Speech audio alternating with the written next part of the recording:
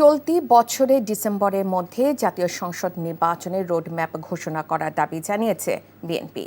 অন্যথায় বর্তমান সরকারকে সমর্থন অব্যাহত রাখা কঠিন হয়ে দাঁড়াবে দলটির।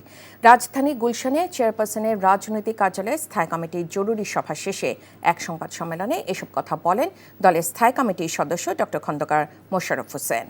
যেসব উপদেষ্টাদের কারণে সরকারের ভাবমূর্তি নষ্ট হয়েছে তাদেরকেও পদত্যাগের আহ্বান জানিয়েছে বিএনপি। তামজিদ সুমনের রিপোর্ট।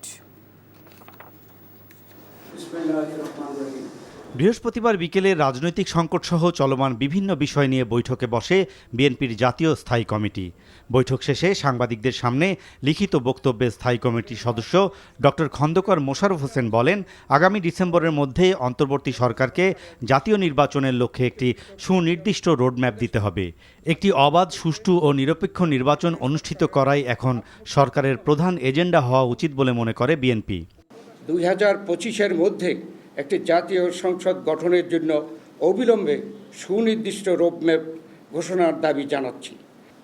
এর অন্যথা হলে জনগণের দল হিসাবে বিএনপির পক্ষে এই সরকারের প্রতি সহযোগিতা অব্যাহত রাখা কঠিন হয়ে দাঁড়াবে।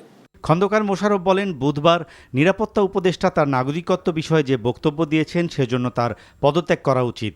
আর যেসব উপদেষ্টার জন্য সরকারের ভাবমূর্তি নষ্ট হচ্ছে, অবিলম্বে তাদেরকে পদত্যাগের আহ্বান জানিয়েছে বাংলাদেশ জাতীয়তাবাদী দল। অন্তর্বর্তী সরকারের যে সমস্ত উপদেষ্টাগণ একটি নূতন রাজনৈতিক দলের সাথে প্রত্যক্ষ ও পরোক্ষভাবে জড়িত, সরকারের নির্দলীয় নিরপেক্ষ পরিচিতিকে ক্রমাগত প্রশ্নবিদ্ধ করে চলেছে বলেই সরকারের ভাবমূর্তি রক্ষার্থে তাদেরকে অব্যাহতি দেওয়া প্রয়োজন। খন্দকার মোশাররফ বলেন, বিএনপি মনে করে মানবিক করিডর এবং চট্টগ্রাম বন্দর নিয়ে সরকারের বিভিন্ন কর্মকাণ্ডে জাতীয় স্বার্থ রক্ষিত হচ্ছে কিনা সেটা বিবেচনায় নেওয়া দরকার। এছাড়া জাতীয় গুরুত্বপূর্ণ ও দীর্ঘমেয়াদী নীতি নির্ধারণী কোনো সিদ্ধান্ত নেয়ার এখতিয়ার অন্তর্বর্তীকালীন সরকারের আছে বলে মনে করে না দেশের জনগণ। জাতীয় স্বার্থ রক্ষিত হচ্ছে কিনা সেটা সর্বাগ্রে বিবেচনায় নেওয়া দরকার। Tamjid Suman, NTV news, Dhaka. এই ঈদে জামা জুতো অ্যাক্সেসরিজের ডিসকাউন্ট।